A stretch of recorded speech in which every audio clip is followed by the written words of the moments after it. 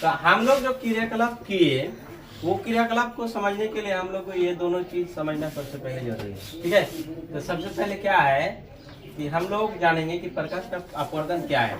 ठीक है, प्रकाश का अपवर्तन के बारे में कि प्रकाश का अपवर्तन का जो डिफिनेशन है वो क्या है कि जब कोई प्रकाश एक माध्यम से दूसरे माध्यम में जाता है, जब कोई प्रकाश एक माध्यम से दूसरे माध्यम में जाता है तो अपने पथ से क्या होता है, हट जाता है, यानी विचलित हो जाता है, अपने पथ से विचलित, यानी कि थोड़ा सा उठा हुआ या धसा हुआ प्रतीत होता है। ठीक है, तो कब अभिलंब से दूर भागेगा और कब अभिलंब की ओर जाएगा। सुनो, क्या होता है कि ये प्रकाश एक माध्यम से दूसरे माध्यम में जाता है तो प्रकाश ऐसे सीधा रेखा में जाता है, प्रकाश ऐसे सीधा रेखा में जाएगा, लेकिन जब किसी दूसरा माध्यम में जाएगा, कांच या पानी, दूसरा माध्यम क्या है, एक तीन माध्यम होता है प्रकाश का, तीन माध्यम, कांच और वायु और एक पानी। तो जब एक माध्यम से दूसरा माध्यम में, एक माध्यम में सीधा रेखा ही जाएगा, सीधा सरल रेखा में चलता है प्रकाश, हम लोग जानते हैं कि सरल रेखा में चलता है। जब एक माध्यम से दूसरे माध्यम में जाएगा तो अभिलंब से दूर क्या होगा, अभिलंब से दूर भागेगा या तो अभिलंब की ओर मुड़ जाएगा। ठीक है, जैसे यहाँ पर तो हम लोग कब पता करेंगे कब अभिलंब की ओर मुड़ेगा, कब अभिलंब से दूर भागेगा। ठीक है, तो सबसे पहले कि जब प्रकाश विरल माध्यम से सघन माध्यम में जाता है, जब प्रकाश विरल से सघन माध्यम में जाता है तो अभिलंब की ओर मुड़ता है, यानी कि यहाँ पर ये बात कि ये विरल माध्यम लिए, विरल माध्यम मतलब विरल और सघन दो चीज होता है। विरल कब है, तो विरल है जब घना, जो घना चीज रहेगा वो होता है सघन, और जो उससे कम घना होता है वो है विरल। यानी कि वायु के लिए अगर वायु और पानी का बात करें तो यहाँ पर हम लोग का वायु हो जाएगा विरल, वायु का हो जाएगा विरल, और ये हो जाएगा सघन, पानी हो जाएगा सघन। और कांच और पानी पर बात करें, कांच और पानी पर, तो कांच और पानी पर तो ये कांच हो जाएगा सघन और ये हो जाएगा विरल। समझ में? तो यहाँ पर देखो विरल और सघन समझ में आ गया कि जो ज्यादा घना होगा वो सघन है और जो कम घना होगा वो विरल होता है। तो यहाँ पर हम लोग वायु लिए ऊपर और नीचे लिए कांच, यानी कि ऊपर सघन विरल और नीचे सघन। तो हम लोग क्या पढ़े कि जब विरल से सघन की तरफ जाएगा तो अभिलंब की ओर मुड़ेगा। तो यहाँ देखो ये है कांच, यहाँ से कांच मध्यम शुरू होता है, ऊपर वाला वायु मध्यम। तो यहाँ से जब प्रकाश नीचे आएगा, यहाँ से प्रकाश यहाँ तक सीधा रेखा में आया, ठीक है ना, और जब यहाँ से क्या हुआ नीचे आएगा प्रकाश तो ये अभिलंब, एक अभिलंब ले लिए, अभिलंब मतलब 90 डिग्री, तो ये अभिलंब लिए तो देखो अभिलंब की तरफ मुड़ जाता है। क्या होता है, अभिलंब की ओर, अभिलंब की ओर मुड़ता है। समझ में?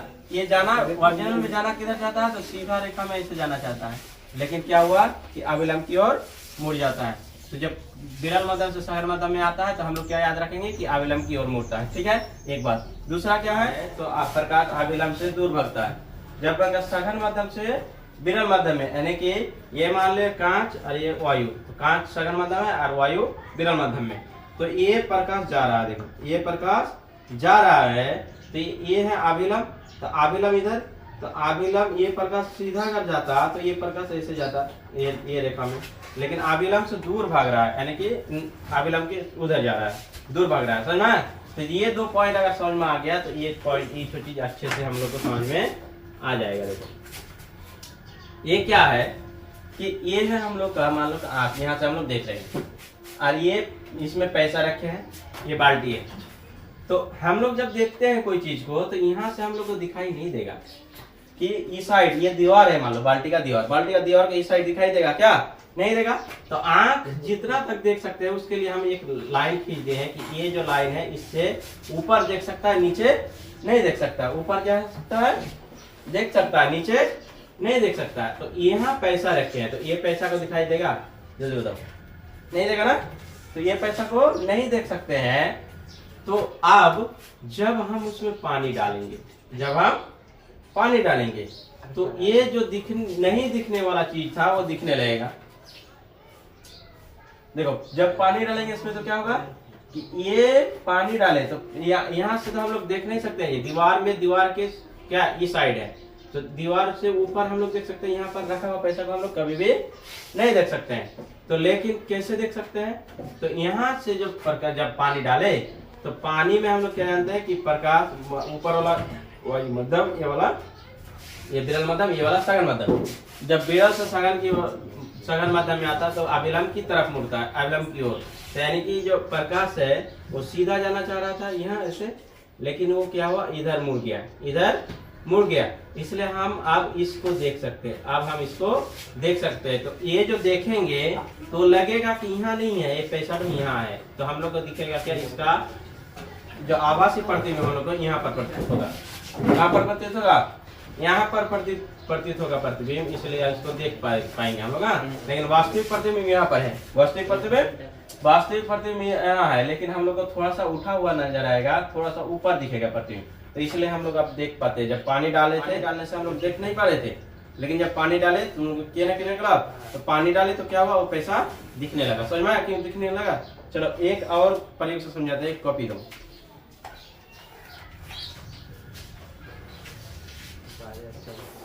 चलो ये है कॉपी, ये कॉपी को हम ऐसे करके रखे, तो यहाँ पर बैठा लोग नहीं दिख रहा, यहाँ पर जो लोग बैठा है वहां पर हम लोग को नहीं दिख रहा है, ठीक है।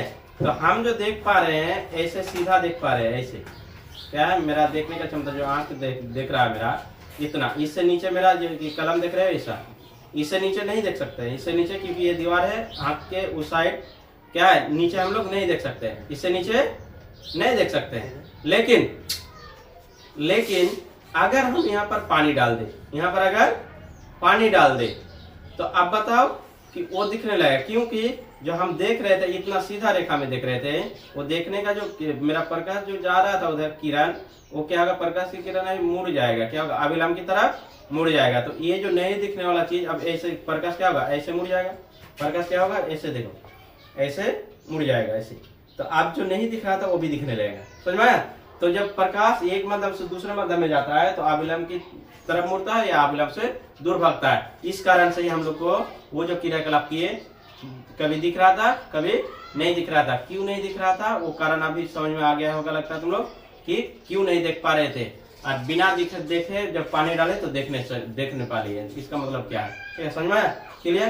तो अगर समझ गया, इसी तरह का इंटरेस्टिंग वीडियो देखने के लिए हम इसी तरह का पढ़ाते रहते हैं, इसी तरह का प्रयोग करते रहते हैं, पढ़ाते रहते हैं साइंस और मैथ। तो इसके लिए अगर अच्छी तरह से जानना है तो मेरा जो आईडी है उसको अगर फेसबुक से देख रहे हैं तो फॉलो कर देना, और यूट्यूब से देख रहे हैं तो सब्सक्राइब कर देना है, ठीक है।